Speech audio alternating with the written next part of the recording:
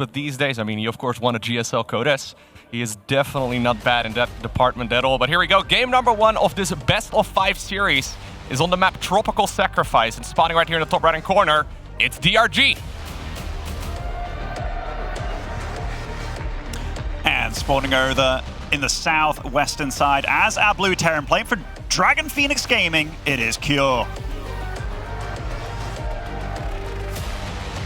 Yeah, DRG definitely had a time where he was playing Mutas basically any game, right? He loved going Mutas, and he's still definitely a Muta fan, as we do actually have Cure opening up with a proxy barracks on the other side of the map. This is going to be really all in here from him. Like the third SCV already on the way as well. This isn't just your standard proxy 2 racks. He's going for maybe the 3, maybe the 4.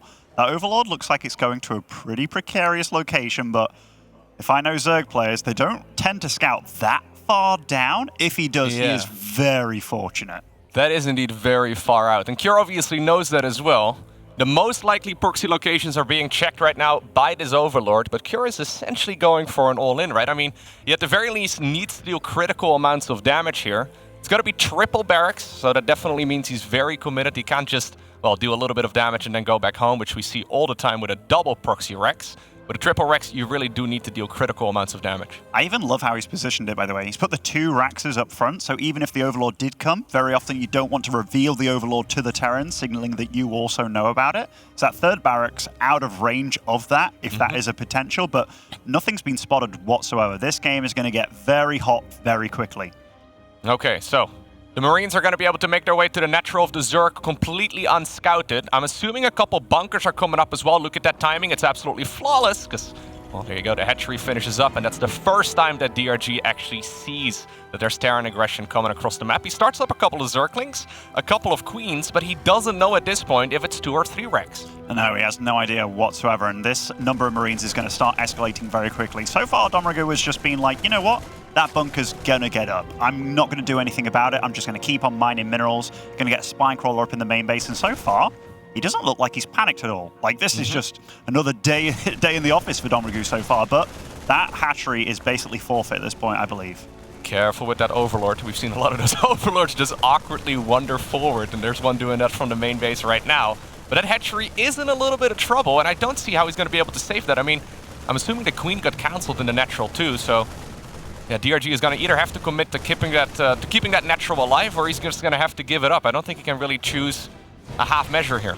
Yeah, and already this is quite a lot of damage done, right? Like, just denying the mining, denying the base entirely. Obviously, you're offset quite a bit yourself, given that you put 3 barracks on the other side of the field and what have you, but so far, Domregu's response is he's going to go for lots of Zerglings with speed, which very often when I see this kind of stuff, going into the Roaches immediately afterwards tends to be a pretty decent play. You get the second gas on the go, but he's like, you know what? This doesn't feel the biggest committal, and I say that after saying it's 3 barracks, but he is going to be able to break out with what he has. And look at Cure over here. Where are the rest of his Marines, actually? This is very... He's being ultra safe about this. Yeah, he's even building the command center in the main base, which I actually think is really clever. DRG has been making non-stop units here for quite a while. He should be able to break into his own natural here eventually, right? This soft contain from Cure is definitely going to be broken, but on the back of this, Cure is already playing a more economical focused game. He's going to be able to clean all of this up, but yeah, he certainly did a good amount of damage here in the earlier stages of this match. I guess the bit that confuses me a little bit is the fact that he had those 3 SCVs meant that bunker would stay alive for a little bit extra, but if you know it's going to get busted, I think keeping those bad boys back home and starting to mine and just improve your economic situation might have been better, but we have no idea how much these guys have played against each other recently, and maybe Cure knew that his response to all this was going for Lings and not going for the Roaches afterwards. And look how DRG is doing this, by the way. It isn't going to be like a Baneling bust follow-up. I think he respected the fact that he saw more Marines than were just in that bunker heading back home. So he's like, you're most likely prepared on the top of that ramp. And he's already got the 3 racks flowing. So Cure, I think he's very happy with what he got done this game. Yeah, DRG, though, striking back right now with a double expand. So that is a little bit greedy from him, but he definitely needs to catch up in that department. Now, the last time, by the way, that these two played was in the GSL Code S. About 2 months ago at this point. It was then a 2-1 win for DRG. But honestly, before that, they've been going back and forth, and it's Yeah, certainly not obvious that one of these two players is better than the other.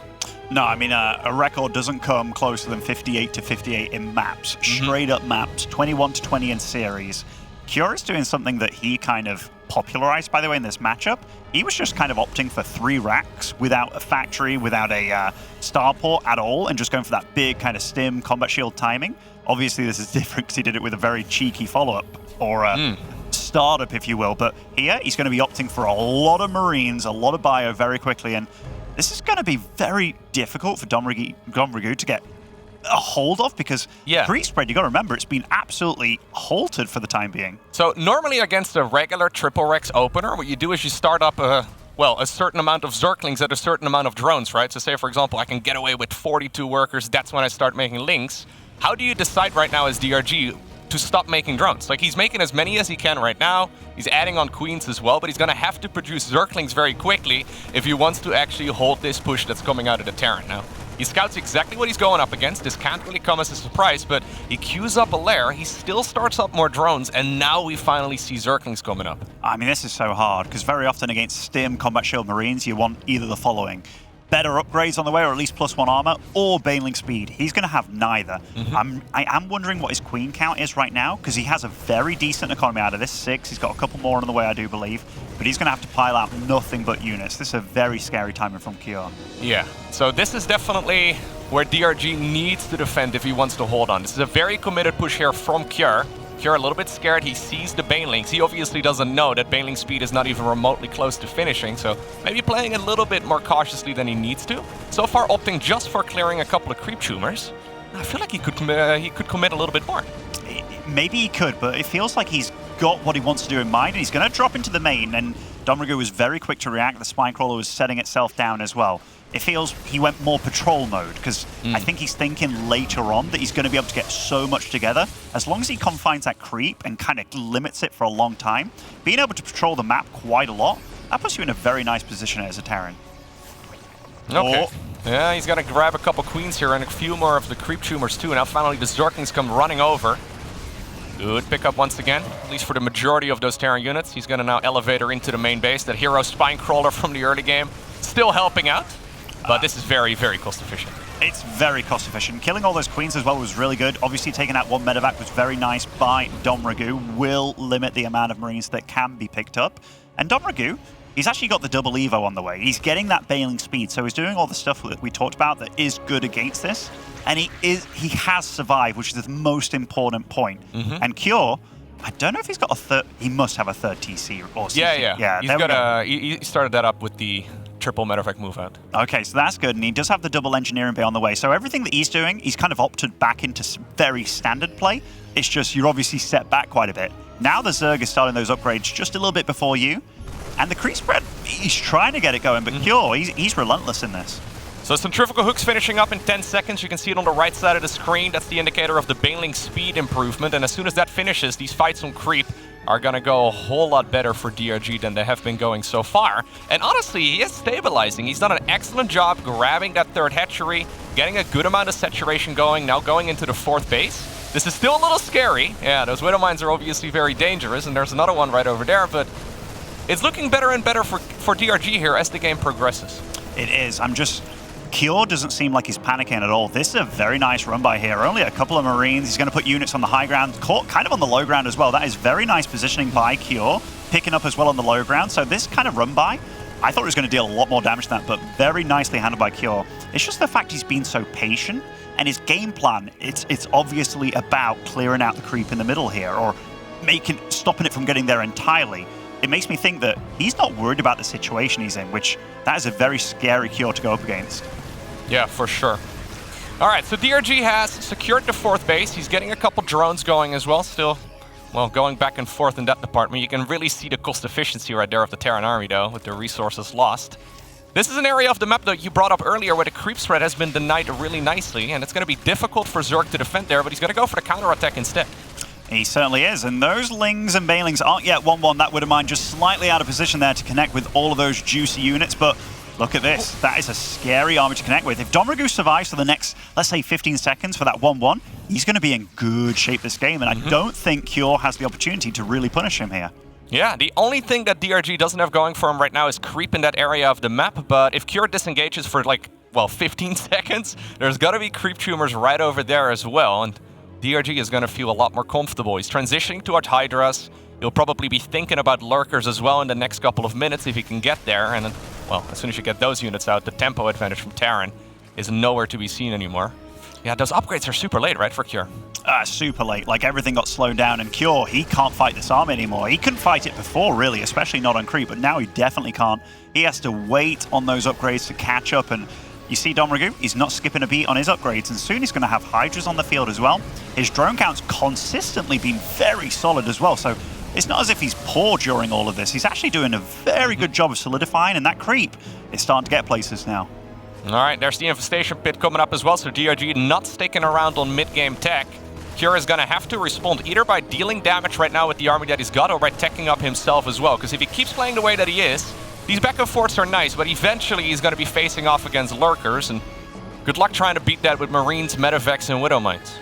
Yeah, I've got to commend Domragoo. Like, this was an awkward game to get yourself into, but he's done a really good job of just turning it into a very normal game where he's able to be aggressive pretty continuously as well. Nice focus fire on those Banes with that bunker, stops it from dealing more damage than it should have, and gets away with a lot of those SCVs. It's just Cure isn't able to mine from this third base at all.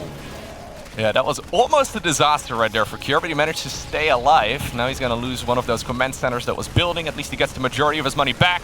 Big Marine counterattack, but that also gets denied, and this is starting to spiral out of control right now for the Terran player. DRG just holding everywhere, dealing good amounts of damage on the other side of the map and attacking up. Yeah, there is a little window here where they're both on similar upgrades, 1-1 apiece, but it's not going to be long until Domragoo is finished with the next set. Nice Widowmine drag to avoid a lot of friendly fire damage on that one, or rather, a lot of damage on his own Zerglings. But yeah, as you said, Hive's on the way, and that 2-2 is close to finishing. Again, Cure is just behind in almost every way this game. I'm not sure if he has, I think he has an armory done. Yeah, he does, obviously, because he's starting up that +2, but it is so far behind the Zerg opponent. This is not where you want the game to be. Yeah, really impressive stuff from DRG, right? Considering that triple Rex opener worked out pretty well. I mean, Cure basically got what he came for, and DRG looked at it, he's like, okay, he's gone. We've got a double expand right now, hold down the drone button until the correct moment and spread as much creep as I can, and that allowed him that greed after the early game cheese, that allowed him to get back into this game right now, and yeah, Cure is going to have to transition, right? He's going to have to get up to, well, for example, Ghost Tech, or at the very least something that's not Marines and Siege Tanks, because, well, the Lurker Den is just about to finish. Cure is opting for his third factory is done. I see a tech lab on the way as well, so 3 factory tank. And I was thinking, like, the way this game's going, Cure is no longer the one that's able to deal damage. It's going to be totally on Domragoo to deal damage, and when he has that Lurker Tech available, you have to be so careful about that. We see the tier 3 upgrades already coming online. Nice, juicy Widowmine. I mean, Cure is making it hard for Domragoo, and yeah, I want to see that resources lost tab again, because I think Cure's just been trading really damn well during all of this. Yeah, these fights off creep are definitely a little bit overly aggressive here from DRG, but his economical advantage right now may just be big enough. He decides to go for a large counterattack towards the other side of the map, trading out resources as well to be able to reinforce this with even better units. Gets pushed back once again, and Cure losing minimal amounts of economy there in the end. The problem is his army's just not getting that much bigger or better. We've got Vipers coming out in the field as well. It's one of the best units you can have as soon as you hit the Hive.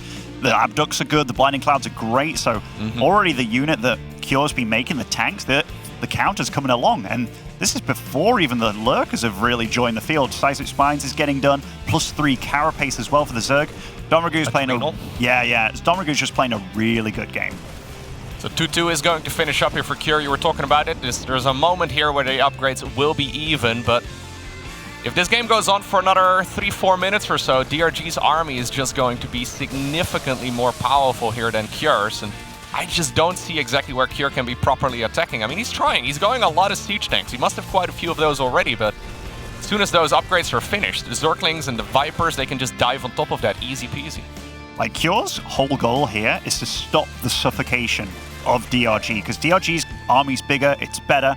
His creep spread, if he lets that get out of control, the whole map is his oyster, is his playpen. So Cure is trying to make Domragoo not attack him. He's trying to buy time for something bigger, better. It's probably going to be Ghost later on at some point. Maybe just a lot of tanks, because his economy isn't great. He's on 59 SCVs, and that's it.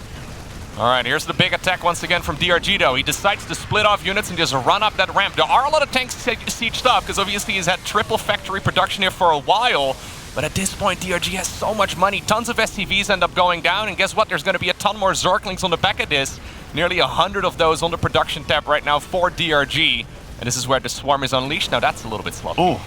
I mean, after that fight, what's the resource loss tab at again? Because that was not pretty from DRG, but any damage that he does, 19 SCVs, that was literally like a third of his eco, just gone right there in the blink of an eye. And Domragu, he can keep on doing that, as ugly as it looks, because he's that far ahead. 3-3 is coming online very soon, and he hasn't even made the ultimate unit, and this third base is close to falling over. Yeah, those Vipers, maybe that was a little bit mean, right? A couple of Blinding Clouds would certainly help out in this department right now, but DRG just has way too much. Excellent early game defense after, well, initially losing quite a bit of stuff to that proxy shenanigans from Kjær.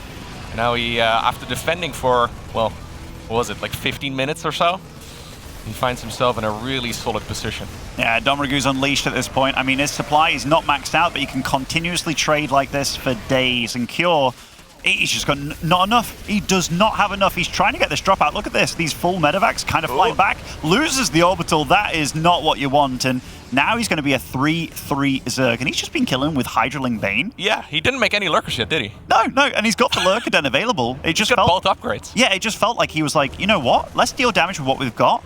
Afterwards, we can see how he holds the next wave. This is like when you're very comfortable against the AI, and you want to see how you can do with that. And he's already got so much damage. And also behind this, he's on 6 bases here, Loco. Yeah, he's got a ton of economy. Now, DRG is once again engaging off creep. Baneling's not getting as much value as they'd like to see, but now the Lurkers are coming out to play as well. Still, though, pretty good. Oh, careful. Well, that's not it. Never mind. I was going to do the caster thing where everything was still possible, but then he walked into the spines. I mean, those Lurkers, you know, those are just the icing on the cake. And I mean, once you click on those units, it's like, wait a minute, those Lings are 3-3, and you know something else is coming along, be it Ultralis or Lurkers. I mean, Lurkers being the sick choice when you've got the Hydras. I know Cyril in one of his interviews, he's like, yeah, Hydras are pretty much the most useless unit, but they're just there to get Lurkers, and there they were. But the Hydras themselves did a really good job. Domragu, I just love how calm he was about the defense initially. Because, like, you know, sometimes a bunker's coming up, very often you'd be like, you're grabbing some drones to attack it, but, you know, they don't get anything done. It's like, oh, why wasn't I mining in the first place? And he just didn't panic whatsoever. He had his plan, getting a spine crawler up, moving down to the low ground, but then once he got going, Kjær obviously couldn't deal any damage, and whatever he did with his build, whatever he hoped to have happen, he was just very afraid early on. It felt like Domragu just got more going out of that situation than he ever thought he could. Yeah, when you think about Kjær's playstyle here, he had a couple of waves with his fighting, right? Like he had that, obviously, the early game cheese, and he had a lot of Zerglings in that, or a lot of Marines rather, in that attack. And then the follow-up drop, when he finished up combat shields as well as Stimpack, he decided to settle for mostly just clearing out a bunch of creep tumors, and that's nice. Obviously, it helps him with the tempo after that situation, right? After that all settles down, but I wonder if he maybe should have committed a little bit more with that, the Marine drop. Yeah, I even think the first Marine move out, it's one of those situations where I know that I'm not able to do this kind of thing, but if you put Maru in control of that, or a Clem, and he sees those slow banelings, even if you're on creep, it's like, all right, let's snipe him. Let's keep the tempo up. Flick him. Yeah, like this game is all about tempo, because the only way I'm going to get a lead in this, even though I have a plan, it's about keeping the Zerg on the back foot. And Domragu, after that bunker rush kind of failed, he was like, you know what? I'm not on the back foot anymore. Actually, I'm in pretty damn good shape. All right, here we go. Game number 2 in this now best of 5 series. Playing here with the red Zerg drones in the top right-hand corner of Waterfall. He is Domragu. And spawning over in the bottom left as our blue Terran, it is Kjær. I'm not expecting any proxies in this game. I'd be very surprised. And I'm wondering what DRG is going to do, because those Muta days, if those were anything to go by, they feel, I don't want to say long gone for him, because we've only seen one game pretty much from him on the main stage, but the fact that he can seemingly do other things as well, that already makes him a lot scarier in my eyes. And Kjær, well, you know, from the proxy 3 racks into the CC first, I love this kind of stuff. Like, I was also thinking about that in the first game. I love it when it comes to these longer series in the best of fives, where it's not just about winning the best of three, right? Like, you can tell your opponent that you're crazy right from the start, and that can make you start questioning things like, can I really be this greedy? Can I really be this? And it's like, no, you can't. But CC first is absolutely one way to change up the tempo. Yeah, we've seen quite a bit of early game aggression as well from Zergs over the last couple of months. Now, DRG apparently not opting for anything like that in this particular match. Obviously, if he would have decided to go for something more aggressive, it could have certainly worked out in his favor with that very fast command center on the low ground. Although there's a lot of build orders as well, right, where you actually are better off going for a faster command center because you can actually just simply lift it if Zerg does decide to come across the map. Unsurprisingly, though, DRG decides to go for the hatch into the gas, into the spawning pool. And yeah, I didn't really get to play a quote-unquote normal game in the previous match. We couldn't really see what he had planned for this particular series as he was forced to respond instead. And yeah, I wonder if it still mute us. Yeah, I mean, it absolutely could have been, but Domragu is now aware of what he's up against, which is, hey, you went for CC first, and I don't know whether Domragu planned on making this third as early as possible, but you see he's on 100 gas, but he's like, you know what, delay that speed, get the third up and running. I obviously don't need it as fast. So already Domragu's responding very appropriately here and just saying, I could be a little bit more greedy given that you've gone for greedy. So he's not going to find himself in any kind of awkward position. As far as builds go, CC first is more popular than it used to be, especially ever since those GSL matches between Bunny, where he absolutely destroyed Reyna with a lot of these two base all-ins afterwards, after the CC first. But yeah, it's a bit awkward because not having the Reaper really doesn't enable you to poke and prod against the Queens and creep tumors that much because you don't have that regenerative fodder for the Hellions. So it does mean that you have to do something else, most likely. Yeah, you're also just very in the dark, right? Like, maybe you can pick up on the fact that there's going to be a third hatchery, but that's really about it. We see roach bushes coming on the back of triple hatchery openers all the time, and without a Reaper, it's pretty much impossible to scout that. I mean, you could... Whenever I talk about this, it's always with people like, hey, what about scan? Well, at this point in the game, scanning your opponent's bases is not a... Oh! Ooh, it's actually concussive shells? Okay. Interesting. Yeah, this is really cool. Cure is just... He's not having it. Like, these normal games, these normal macro games, he's not about that life right now. This is a very special opening. So, the Marauders, they are very good combined with the Medevac, because they have one armor base, and the Queens deal 2 attacks, so they deal way less damage, and they get healed. The Viking will be good for clearing out the Overlords, will be good for dealing damage on the ground as well.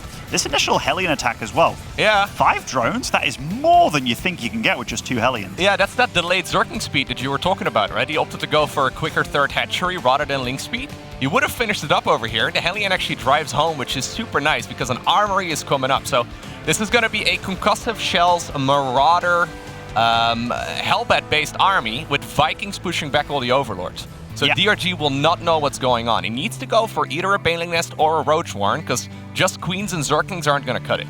No, they certainly aren't. And even keeping that one Hellion alive to come home, repair, turn it into a Hellbat later on, really cool. That landed Viking can also deal quite a bit of damage, but Domragu needs to find out what he's up against pretty damn soon, because the amount of drones that he would like to be making, he's not able to. He does fire up quite a few lings, but he's still droning quite a bit. I think he has no idea what's coming.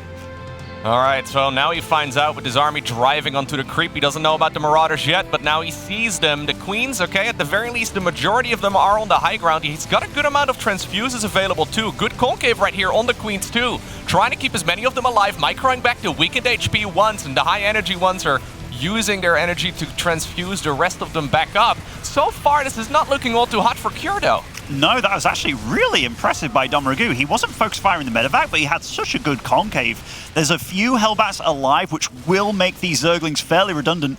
Now the Queen count absolutely splattered here, and these Hellbats, keeping a few of them alive, they're doing wonders against the Zerglings. All the Queens are falling. In fact, this is starting to look very scary for Domragu. Yeah, Medevac sadly ended up going down right there, so that makes this push a little bit trickier. This is all gonna get cleaned up eventually, but losing all of those Queens here is very annoying, of course, for DRG. He's gonna have to remake those, and that slows everything down. Now, I don't think you want to be bleeding out units like this now. No, you certainly don't. Like, this has been very kind of topsy-turvy for quite some time. I thought for a moment there I was a bit scared. Domragu survives which is a big deal. His creep spread was already going, but losing 8 queens, man, like that's really going to slow you down.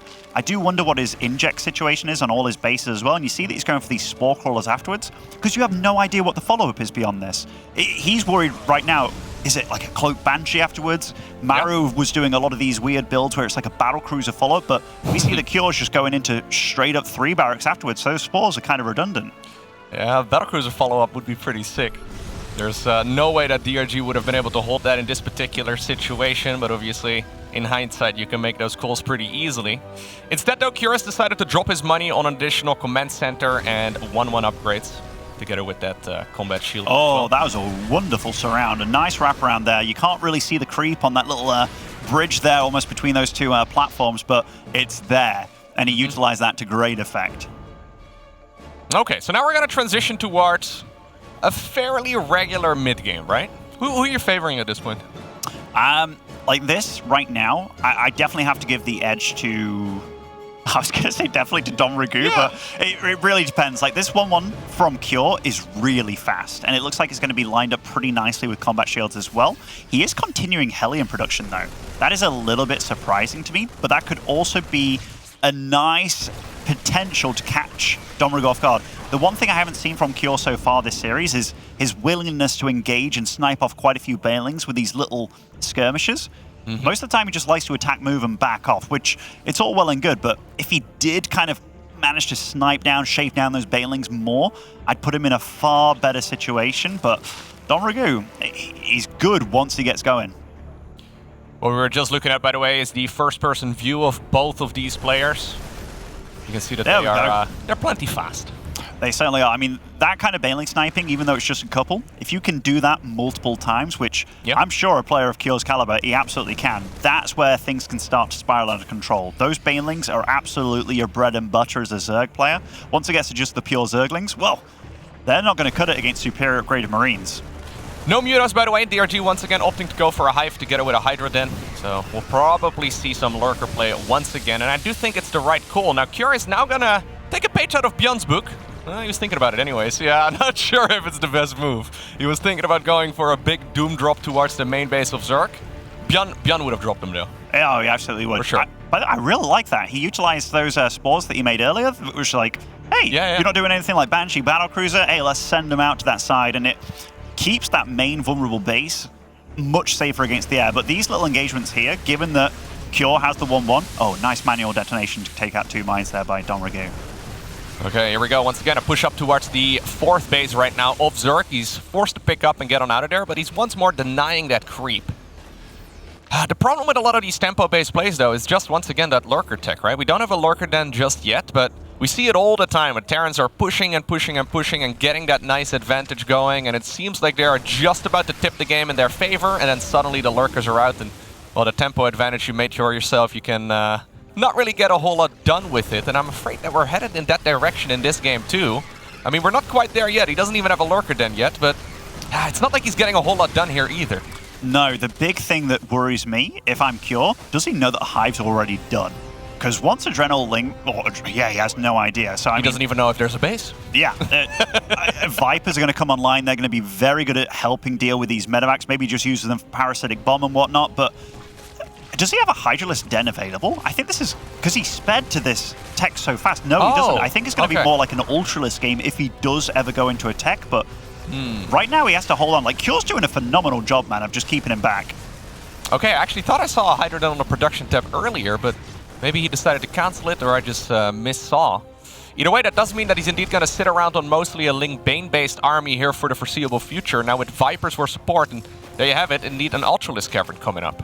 Yeah, I think Cure's handling this really well, man. Like, you can see here what he does once he strangles you with the creep, and the creep isn't where you want to expand. He's just done a really good job of picking up every time he feels overwhelmed. Nice sniping on the Bailings now. This is what he can start to do here.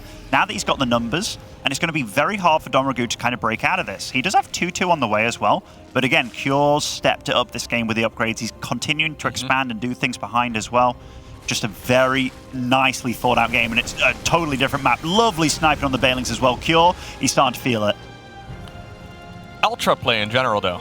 We don't see Ultras all too often. Actually, Parasitic Bomb on the Medivacs, I believe, is gonna deal quite a bit of damage to them. A lot of them are low in HP. We should actually see like 1 or 2 more. I don't know if he realizes that he's got the ones that didn't have any units in them.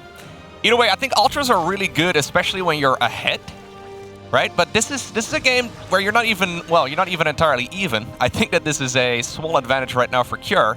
And playing Ultras when you're in this scenario always feels so shaky to me, because Terran's still going to run circles around you with their dropships, and while you can use the Ultras for defense, it feels best usually to... Oh, well, big attack over here. But it feels best usually to try and really get on the other side of the map and harass your opponent's economy and bases instead. I think he was just too poor for the Hydralisk transition, you know, anything like lurkers and stuff, but this is a big fight off creep, and those Widow Mines did plant. They are scary, but I tell you what, not a bad cleanup by Domragoo. Now he's hit 2-2, by the way, and soon he's going to be able to make the Ultralisk. His economy, you talked about it, it's not good though. Like being on equal drone count with your opponent, it's rough, but catching this PF before it finished up, that's going to be quite a few nice dead SCVs, nice pickup, nice cancel there as well by Cure.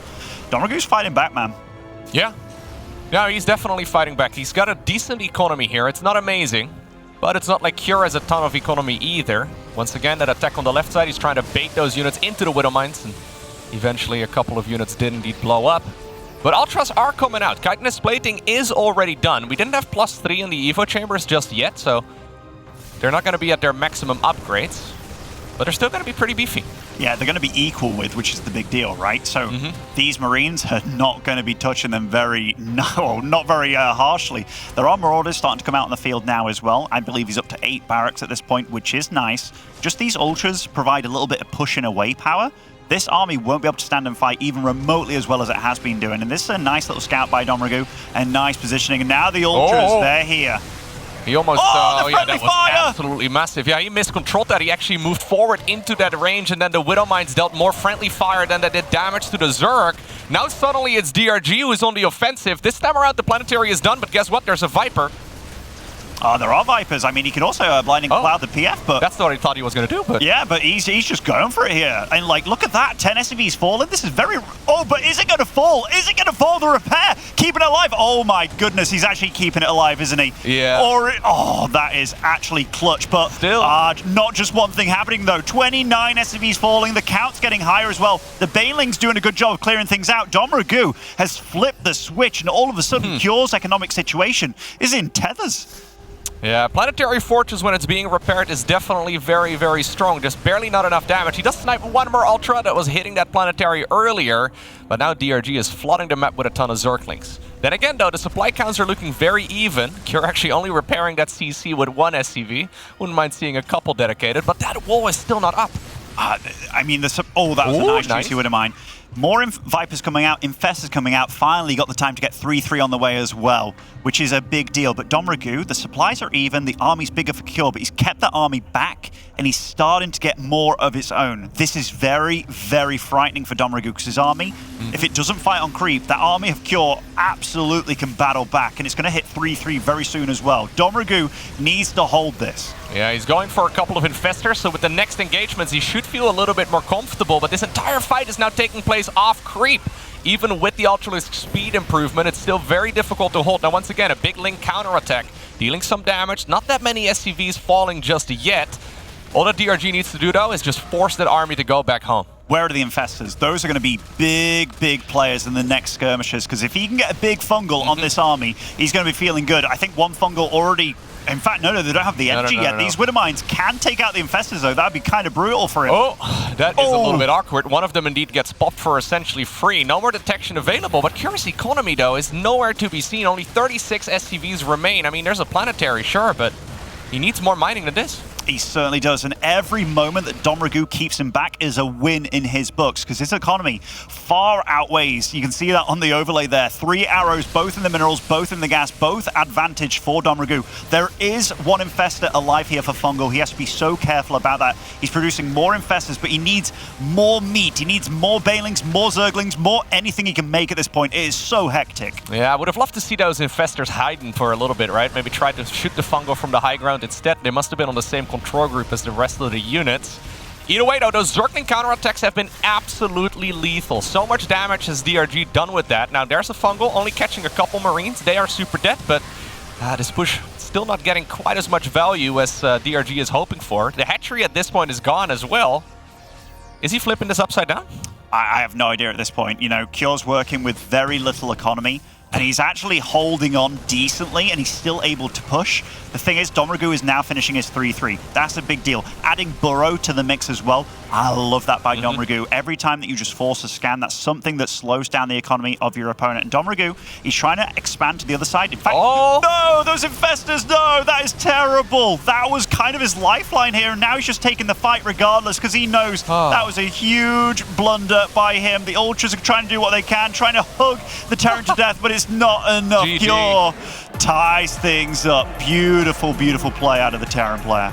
Yeah, certainly getting a ton of value out of, well, the opponent giving away units for free, right? You hate to see a couple of those infestors wandering forward. The Vipers also just throwing a couple of blinding clouds down.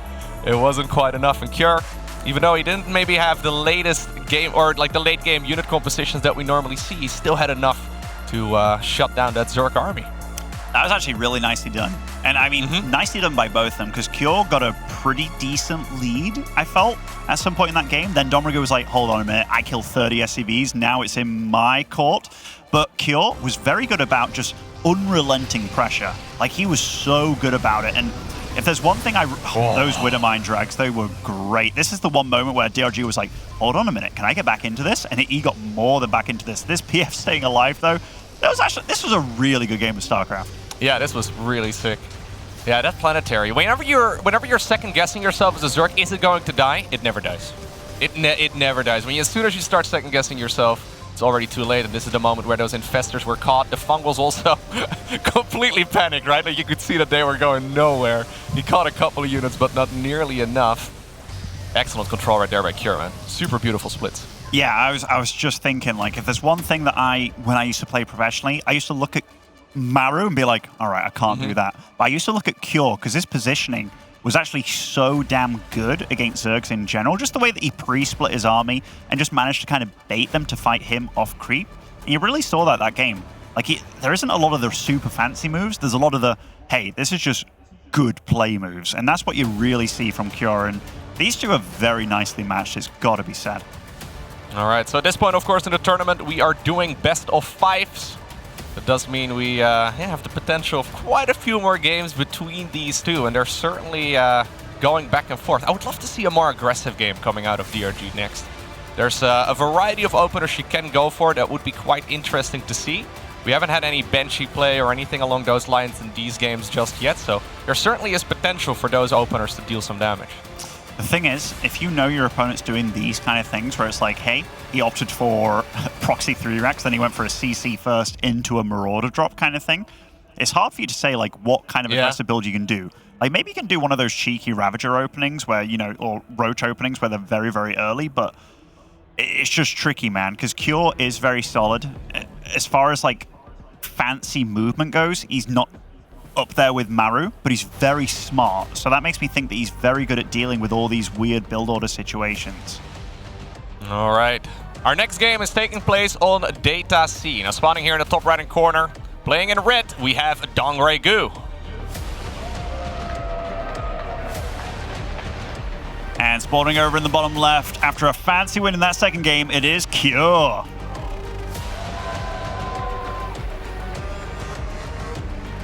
All right, love to see so many people coming out to watch some StarCraft 2. Even though this game came out 12 years ago, there's still so many people interested, which is just amazing. All right, it's once again a CC first on the low ground. I mean, Data C is one of the largest maps in the pool right now. I know there's some that are technically bigger and whatnot, but this is a very nice kind of middle groundy. Everybody tends to like it. They feel good about it. And this is one of the maps that we've seen very long games in TVZ, because it's very hard to finish your Zerg opponent, but then the flip is switched at some point and the roles are reversed, and it's very hard to finish your Terran opponent at some point once Ghosts and such are on the field. But I do think Cure is very able to play those kind of games. I'm just curious what kind of opening he's going to bring to the table, because so far it's been very varied. Yeah, for sure. I think we'll have to see exactly what Cure decides to go for, because I think he's probably once again the one who will decide the pacing in this particular match here. I'm expecting, DRG to just play a similar build as he did in the previous games as well. Just very macro-focused, very defensive, just trying to defend against anything that Cure is throwing at him, and then eventually, well, he didn't manage to pull it off in the previous game, but eventually his goal is probably to try and overwhelm the opponent. It's so weird for me. Like, if you told me, hey, we're going to play 3 TVZ games in a row, how much would you bet that not one of them is going to be a Reaper opening? I'd have been like, the chances are like second to none, you know? But Cure's like, hold on a minute, hold the phone, and just goes ahead and does it. And yeah, he doesn't SCV scout, he doesn't do any of that kind of stuff. He's just like, you know what, I'm going to do my build and I'm going to get away with it. And that there's ladder builds and then there's tournament builds, right? Like, he's playing a series here.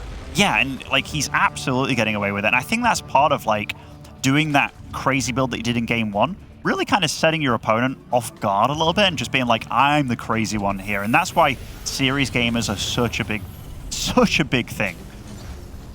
Yeah, for sure. If he really wants to shut down his opponent in the next games as well, I think a benchy opener would be pretty sick here, just to completely shut down any early game that DRG might be thinking about in the rest of the series. I mean, obviously, there's no aggression coming out of the Zerg just yet, but if he's thinking about it and there is a benchy up in the air, good luck trying to get damage done, which your Roach Warren, which he did just now plant down. Okay, so DRG no longer going for whatever I was talking about just now. He instead decides to go for a Roach Warren.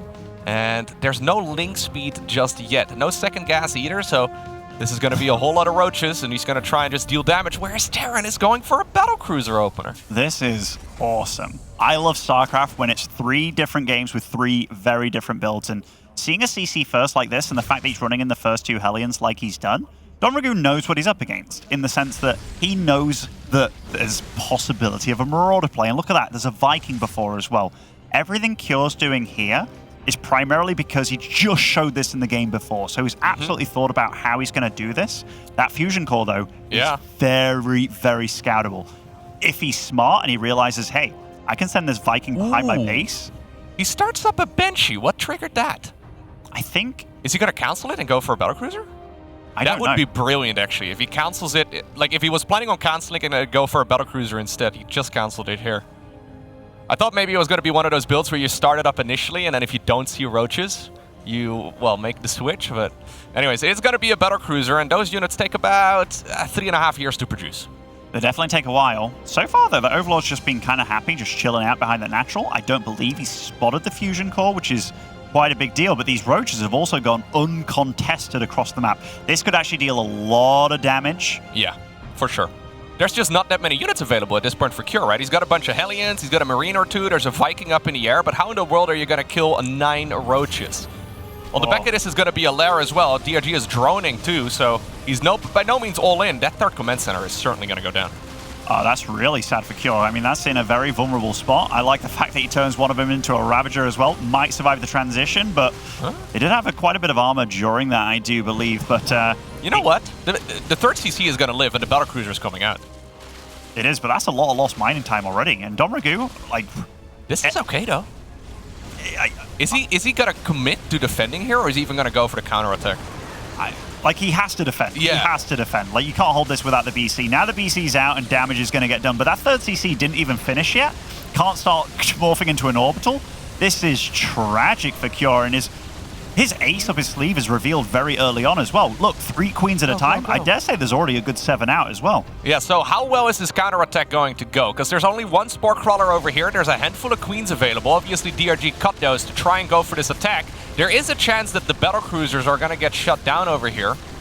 So far, though, excellent movement by DRG, going for the double Spore in the main base as well. Guessing where that opponent would go, and it turns out he does hold over here. And now he's in a phenomenal spot. Yeah, look at the supply. 100 to 43. Don Ragu clued into whatever was happening very well here. Now he's going into roaches with roach speed as well. So he's actually doubling down on the roaches. And I'm not surprised, man. Like, if he can hit a timing later on, it's going to be so damn hard for Cure to hold. I was wondering if he was going to go for a Spire at all.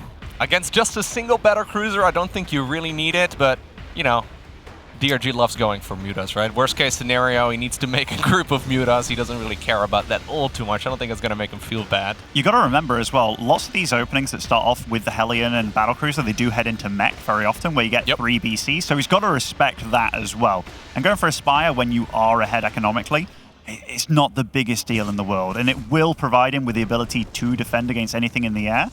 And yeah, Kyo's just respecting it. He's like, you know what? I did a little bit of damage with this PC, but let's just bring it home, because I am scared about the counterattack damage. Okay, now there's a ton of roaches coming up. It's always funny to me whenever we see a roach speed finishing up before Zergling speed. But DRG has a large amount of units here, and he's going to test the waters. Obviously, there's not that many siege tanks or anything available just yet. These small little pushes, if it wasn't for the battlecruiser, they can get a lot of damage done. Yeah, tank doing a good job as well, just kind of cleaning out these roaches. He's got a big gas bank available, a lot of minerals. You might be right about that muta switch as well. Like, that is exactly what he's going for.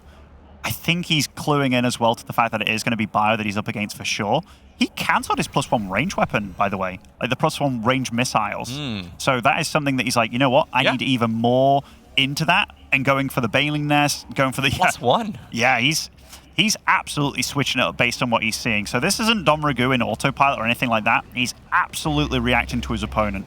Yeah, I think he wanted to go maybe for Corruptors if it was multiple battlecruisers, right? And then he didn't see multiple battlecruisers, so he said, you know what, I'll go for mutas instead.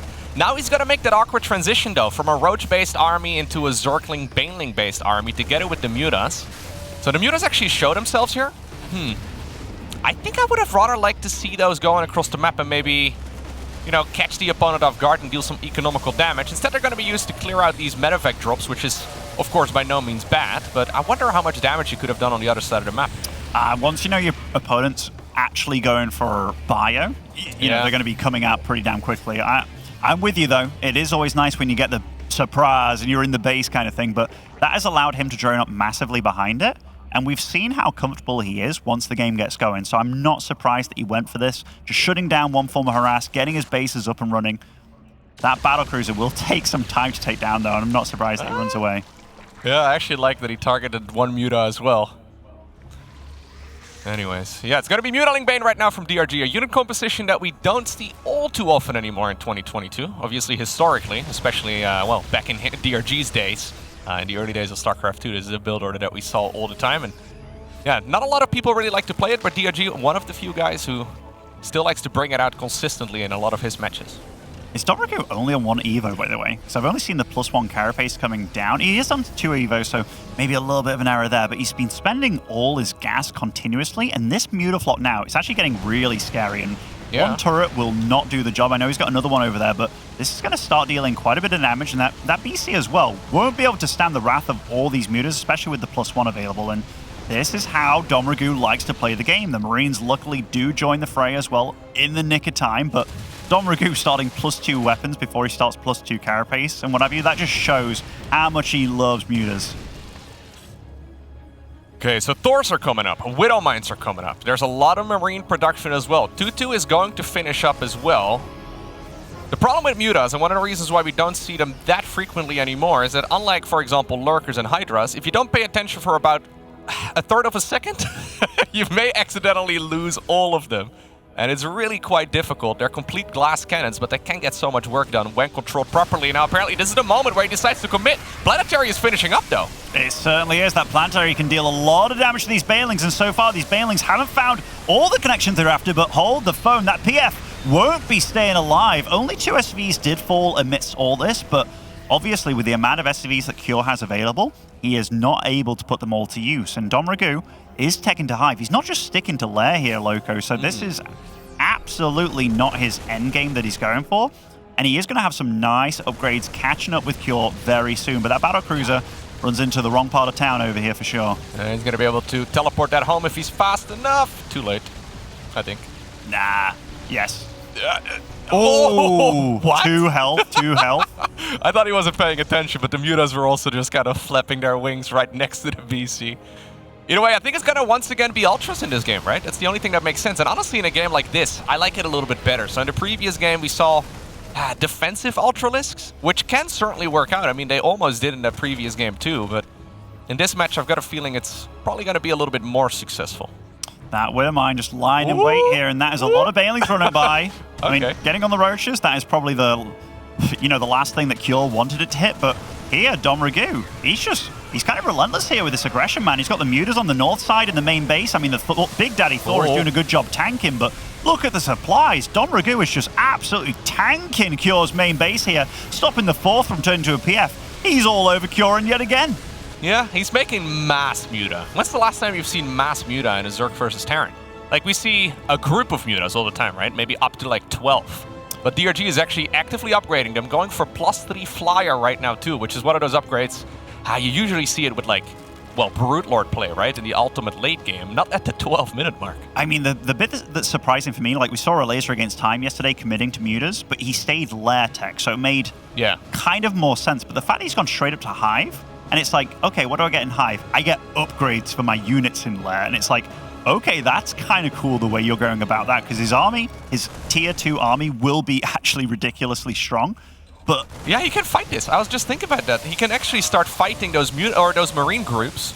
Obviously, you got to be very careful about hidden Widow Mines, and that's why the Overseers are here. But now the Marines get cleaned up, and what are you going to do? As soon as you pull all of the reinforcements, right, that are down at the 3rd base towards the main, guess what happens? Then the Zerglings arrive. Okay, apparently a Thor drop can also be quite good. A Thor drop, but I mean, Domragoo's playing this very old school, man. Like, lots of Mutas, lots of run-bys here, there, and everywhere.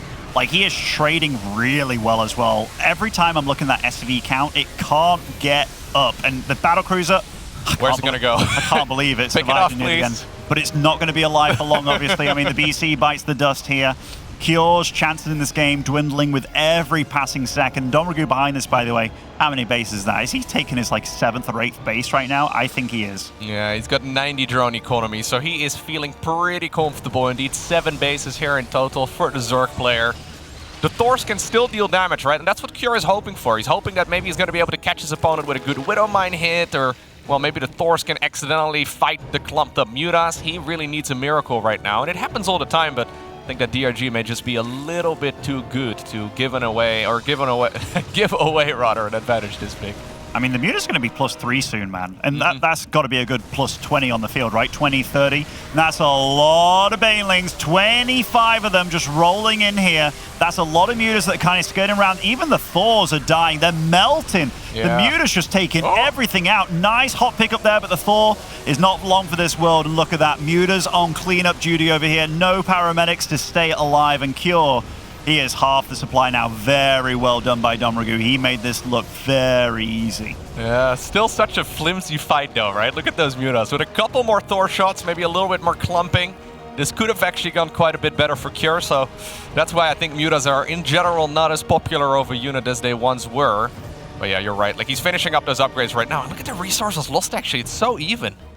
Yeah, he's been amazing, man. Like, if I was him, with these Mutas doing as well as they have, after hitting 3-0, I'd start getting the armor upgrades, and that's exactly what he does, actually. So, yeah, the commitment is absolutely real. He's on 90 drones. He's like, you know what? Let's get some more drones even. The creep spread's looking amazing. Even if Cure gets out his quadrant, what does he do? Does he go for these south bases where it's like, hey, I'm going to hit number 8 over here? I don't know what he does, man. Like, he's going to try and hold on, but he is in a particularly rough spot over here. Yeah, with some good magic boxing, with keeping those Mutas spread out, I think he should be A-okay. And, well, maybe he's thinking about a 5th base, but he's not even going to be able to mine this 4th for any longer. DRG throwing away tons of units, trying to get favorable trades, of course, but he can just reinforce this easy peasy. There's still a Thor chasing this down. Medevac, though, gets sniped, reinforcing units. Okay, new Medevac actually snatches the Thor as well. But yeah, Cure is slowly bleeding out in this game, and I just don't see how DRG is not going to win this. Yeah, 96 workers, 26, you know, I've had those kind of situations. Feels pretty good when you're in the advantageous role, but... He doesn't have a lot of minerals, actually, you know? I mean, you're very hopeful here, Loco. Like, no, this is just bad in every way, shape, and form. Also, the fact that he went up to Hive Tech upgrades, but just stayed on this Lair Tech army, it's actually been really damn good for him. Like, this has been insanely good. Those Mutas did take a bit of a pounding there, so he has to be careful. You did talk about the hope of getting that big splash damage together. It's just that economy. All it takes is for Domragoo to just keep on leaning, and I don't think Cure can do anything about it.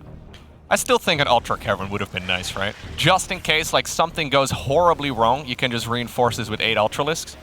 I just don't see exactly what Cure could do against that, but he decides to double down on Mutiling Bane instead. I mean, I can respect it. I'm hoping Domragoo goes for the, I'm just going to make as many Banelings as I can from this point, and there's nothing you can do about it. And it's kind of looking that way a little bit, you know. We got 35 on the field. He can make a lot more, though, you know. Domragoo, just do it. Put Cure out of his misery at this point. Cure is holding on like a true champ here, but That is a lot of Zerg. This is a very scary squad to hold off. Donragu's playing with his food, man.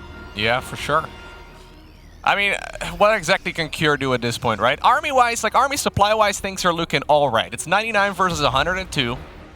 It's doable in a straight-up fight. But the problem is, with Mutas, you can always opt to just go for the full-on counter-attack instead. And then suddenly Terran has to take the fight on creep. I mean, it's... Yeah, there's not really a clean way out, right? But he's trying really hard. Mutas once again, though. There's no command center anymore on the low ground. No, I mean, that's where it's at. Cure's got a lot of units in very good locations here, and he's trading relatively well as well. It's just, you can see it on the webcam here, his head just tilted back a bit there. He's biting his bottom lip, and it's like, GG. Oh, you've got me. Donragu. He looked really good in that game, man. Like, the games that he's won have just been kind of him surviving, getting to a good spot, and as soon as he feels free, he just runs away with it. And it feels like Cure just can't keep up with the man. Yeah, Cure very much so relying on being the aggressor in these games so far, right? And that seems to be his comfort zone. But as soon as DRG is the one that gets to decide the pacing of the game, he's up with his back against the wall the entire time. And there are players like, for example, Maru that really shine in that department, right? Like, you're wondering how in the world is he defending against everything so well? It's just a couple percentage points, you know, in Cure's favor, and things would have gone better for him. But in the end, the trades were too cost efficient right there for DRG, and he does get a point on the board.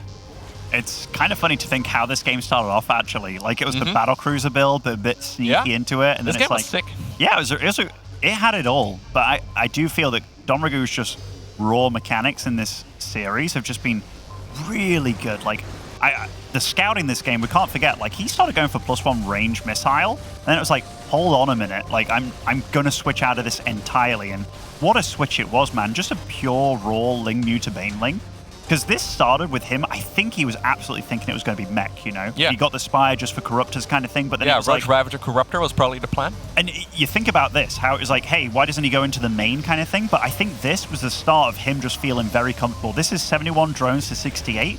Moments after this, look, we're talking 90-63, so it's absolutely stylistic in how he wants to play the game and how he's going for it. That was also the last time the Terran moved out on the map, I'm pretty sure. Yeah. When those two medevacts got sniped at like the 8-minute mark, that was it. It was all, sitting back from there. It really shows you that there are many ways to go about this game. Not one is necessarily always right, but it's about what's comfortable for you. And Donragu really feels like... I could eat some Banelings. I mean, Cure could after that game too, or he did during that game. He ate a lot of Banelings there, but... Cure, for all intents and purposes, he was holding on. It does mean a lot here. This is to get into the round of 16. The winner will be going up against Maru after this, which does not make it easy. Are there any other results that we can clue into while these players are setting themselves up? Let's have a look-see. Scarlet is currently leading a 1-0 over Nightmare in their series. Oh, there was so... Yeah, Elaser too. Wait, hold on a minute. Let's go through these. So Elaser 3-0's champ. For you American fans out there in the audience, Estrella did manage to take down Lambo 3-1, which absolutely phenomenal what Estrella's been doing after a top 3 at Home Story Cup. Now getting into the top 16 here. We'll be going up against Showtime later on. Creator took down Sue 3-0. That's so thick. Yeah, quite a few good Protoss plays, actually. I mean, Zhao beating Bjorn probably wasn't expected. Creator beating Sue, I'm not sure how people felt about that one, but Estrella beating Lambo, that is great for him over there. Yeah, so that means that we have Clem versus Bunny, Ragnarok versus Hero Marine, Serral versus Zaun, Hero versus Elaser, Showtime, Estrella, Solar Creator. I mean, all of these games sound so good. We're getting to that point in the tournament right now where there's no longer really like an easy matchup, right? Like none of these games really look incredibly apparent to me. I mean, this is getting really good. Talking about these two, right? Like, the winner goes up against Maru. That's yeah. Like one of the worst draws you can get. I mean, the only person that's probably like, hey, man, I've got it worse than you guys is Zaun going up against Serral afterwards after just beating Bjorn. But yeah, it's not gonna get easier from this point on. Yeah, Serral actually on the opposite end of the bracket of Maru.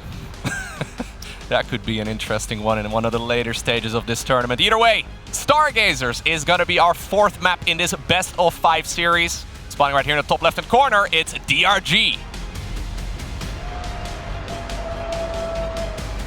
And spawning over in the northeast side here, as our blue Terran, it is Cure. We haven't seen a lot of Stargazers yet.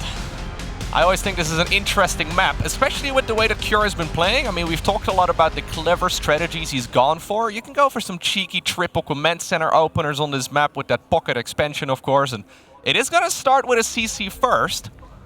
We've seen a variety of builds from Terran out of, or on this map in particular lately, and it's been a lot of fun to see. So what you can obviously do is use that high ground to protect against the pocket base too. Wouldn't be surprised if that's something that Cure goes for here. I wouldn't be surprised if this is the kind of game where he's like, you know what, I'm pulling out like a very quick third CC build on a map like this. Just kind of mines out the back pocket base kind of thing and just sets down a third base. He's also one of the guys that we talked about this earlier, that he did revolutionize the 3 racks opening in general against Zerg players. It's been a while since we saw that kind of thing from him, but so far, double gas follow-up, looks like he's going to stick to what he's been doing so far, which is getting the 1-1 out. But then it's like, okay, what are you doing with this, Cure? Because he showed a lot of things after this CC first opening. Okay, so DRG is going to scout on the other side of the map. He'll figure out what he's going up against, and everything so far is, well, quote-unquote standard, right? It's a command center first. Not a build you would necessarily find a lot on the ladder, because you would probably just straight up lose about a quarter of your games, which is not quite ideal. And we've got a Reaper, which, look at that, first one in this best of 5. I like it, you know. It allows him to kind of see what's going on the other side of the map. This is a very different map as well. We know Terrans can handle it different, but if you can handle it different, Zerg certainly can as well. And this will allow him to have a bit more buffer for if he wants to go for Hellions on the map, because that's one thing he's been absolutely avoiding so far, is these little Hellion skirmishers on the map, dealing with the creep in that way. He's been going for more the bio-focused approach, but this so far, quite a bit more standard from him. I wonder what DRG decides to go for here as well. I feel like this is a pretty good map for the style that he went for in the previous game too, with a lot of short alleyways and a lot of dead space, of course, between the bases too, where you can fly those Mutalisks around. Yeah, and he is going to go for a very fast third command center right now. It's nothing too crazy, I suppose, but at the very least, it's safe and tucked away. I mean, I like it from him, you know. I like it a lot, the way that he's been handling this series. Domregu on point with the scouting, though. Like, he knows exactly what's going on. So we're probably going to see a very quick third from him, maybe a very, very, very heavy macro-focused game from both of them here. But Stargazers, it is one of those maps that's very good for Terran, because it's almost a bit of a muter trap. Like, you would love to go muters, because that back pocket base of yours, very easy to drop into. But then the map's actually very much focused on land, and there's not much places for muters to kind of climb over cliffs and get away from the Terran. And being able to deal damage, it's very easy for the Terran to put up a few Widow Mines, a few turrets, and just kind of focus on the middle. But getting rid of that Reaper early on is definitely nice. Yeah, that lair... Okay. Oh, you did see it. Wow. So I expected actually that he started up the lair right after the Reaper left, but maybe he thinks the same thing too, actually, that he did start it up at the correct timing. But Cure scouts the lair as it starts. Now, that lair is very quick. He still decides to go, though, for, once again, what seems to be a battlecruiser opener here, which... especially if you know that your opponent likes to go for a quick Spire, is it really such a good idea here to go for a Fusion Core if you've already scouted the lair? I'm actually a big fan of BC openings in general, like especially with the fact that mech is very possible afterwards, but I'm mainly curious what he's going to do with this lair, man. Like, this lair is ridiculously fast, way before the third was ever going down. Has to be Mutas, right? Mutas, and you know, I'm going through a point in my life where I'm like, I never rule out like a Nidus. I think it is going to be a Spire play kind of thing, but I can never rule anything out. I mean, his economy is very good behind this. He's up to like 47 drones as well. Spire is his weapon of choice, and remember, he knows he was against a super fast third base, which he's very safe. There's not going to be any super aggression that can catch him out. Interestingly enough, he's got the Fusion Core, and now he goes for a battlecruiser. I love, by the way, that he decides to go for a Banshee for just a little bit, and then he cancels the Banshee when he doesn't see any roaches. He would probably let that one finish if roaches were coming across the map. Probably specifically timing that against one of the Zerg openers. Either way, though, he's building a battlecruiser into someone who's opening up quick lair with a Spire. I mean, sure, it could have been a Nidus play, sure, it could have been some sort of all-in, but that would be very difficult to pull off with the way that Cure is currently set up. I'm a little afraid he's gonna... Yeah, I'm a little afraid he's gonna show up with that battlecruiser right around the same time as the Spire units pop. Very possibly. I mean, that would be some super good anti-timing, and Cure's doing mech on this map, which is really cool. Like, yeah. I think... He's gonna scout it. I think it suits his playstyle a lot. Like, if I think about what Domragu's been good at, like, he's very good at attacking, but so far it's been no true spellcaster usage, right? Like, he had a little bit of Viper for the parasitic bombs and stuff, but this is Cure's been playing a lovely series when it comes to variety. Is he going to teleport that battlecruiser across? If he teleports it across, that is a misplay. Okay, I think he's reading this correctly. So he's doing what you were talking about. He's not going for like the timing attack version of this particular build. I think this is mostly like a defensive battlecruiser, as weird as that sounds. I mean, you can obviously teleport it back to safety, but I think if he were to teleport it into the main base of the Zerg, he'd be met by Mutas, and that is a one-way trip. And we got to mention how fast Cure got the turrets up and running, by the way, in his base. Like, I think he's got a good 4 or so up there around the map and stuff. In fact, 5 turrets, so very nicely set up. 2 in this pocket base as well. Now, the battlecruiser is not fast, so it cannot keep up with these Mutas, but so far, he's looking pretty damn decently defended. And Domragu behind this going into the Roach Warren as well, so that seems to be what he does when he's up against mech, is switch into the Roach plane. Double armory on the back of this too from Cure, so he is definitely once more looking to sit back in this game and play a bit more of a passive match. I like it most of the time, but I'm a little afraid that DRG, yeah, he's doing what I was a little bit concerned of right now. He's just going to hold down the drone button and make as many of those workers as possible. I mean, if he wants to, in the previous game he got close to 3 digits worth of workers. He could easily pull that off in this game too. It's always got to be remembered that this is a very splittable map. True. And like, if you have a gold base available and the Zerg gets it, it's not even the end of the world if you've been trading more than efficiently for the rest of the game. Now starting up a bit of Corruptor production here, does not have that much, but okay, he's respecting the fact there is going to be multiple battlecruisers on the field, and very often the number tends to be 3 that you go for. 3 Yamatos, get out of there, do your run around kind of thing. But yeah, if you can clear those out of the sky, it makes your life a lot easier as a Zerg player. Alright, so Corruptor Muta. It's an awkward unit composition, not something that we see very often at all. Especially if, well, we have Terran Mech going off as well. DRG is going to make Overlords for the remainder of this game, as he's now making a transition towards that Roach play. What I do like here for Cure is that he's actually making siege tanks. It can be incredibly tempting to now make Thors as well, but that big Roach transition is coming up. And obviously if you're, well, building like 3 Thors at a time against someone who's making 20 Roaches, it can be incredibly difficult to actually hold that. And Cure's done a good job of being able to eke out this expansion, by the way. Like, he built that on location, it's up and running, he's up to a very decent worker count. More factories are being... Oh, wow. That is cute by Domragu. Really? That's 40 minerals per mineral field over there, so that is 8 trips. That is really cool by him, though, and he's going to be able to get through it, eh? And right now, Cure's kind of almost distracting himself from this happening. This is... Okay, so he does spot it, and that's like, what the hell? You're doing that? That is super cute by Domragu. Yeah, we've seen that with Terran Mules every once in a while, but very, very rarely. Seen Bjorn do it a couple times, because of course Bjorn does builds like that, but this is definitely not what he expected at all. All of the siege tanks are not quite in the right spot. He's forced to actually reposition those right now. Now the Mutas are diving very deep, almost getting on top of his own biles there. Corruptors, though, are chasing down the battlecruisers. Dude, as soon as the BCs are done, I think the siege tankers are going to fall. Yeah, this is so worrying for Cure, man. Like, this backdoor breakout has been super good for Domragu. All the BCs are gone. Look at this, he's got so much gas available because he's been mining it like pronto, and it's like, hey, I've got a lot of Ravagers and Roaches in your back door. Those tanks, they're all stacked as well. That's quite a few drop-in. This is... He lost all the Mutas. Yeah, the Mutas dying is a really big deal as well, because they could have been sat on top of these tanks dealing damage. Definitely a messy game. This kind of just felt like Domragu saw a window and went for it, but still... This has been good damage. Yeah, it's been good damage, though, I think, from Domragu. Yeah. I think if there would have been like 3 Mutas left over, those siege tanks would have been dead, and then suddenly the Roach Ravager ball can just walk over all of this. Still, though, the Corruptors are alive, and they're gonna, I think, try to end that command center that was previously responsible for mining those resources here. Is there enough, though, for DRG to just swarm over this Terran army at this point? I don't think so. Not with this little trickle, but it definitely makes things awkward, right? Did this CC go down? Yeah, it must have. Those Corruptors were on top of it the entire time, and it did. Wow. Okay. So we got damage done. It didn't go without a cost, though. But look at Domragu behind this. He is up to like 5 bases of his own right now, and he's got a decent drone count. Don't get me wrong. It cost him a lot, but he's going back to Mutas right now, by the way, which is kind of cool. It's super cool, man. And look at that. He's getting all attack upgrades as well. He's just looking to bust him once again, I think, with just a very basic army, basically. So where do you put your siege tanks right now as Terran, right? So you know that your back Everywhere. door, yeah, your back door is open, but like DRG can just move his entire army in one dedicated spot, whereas Cure is spread very thinly between like what, 5 different bases?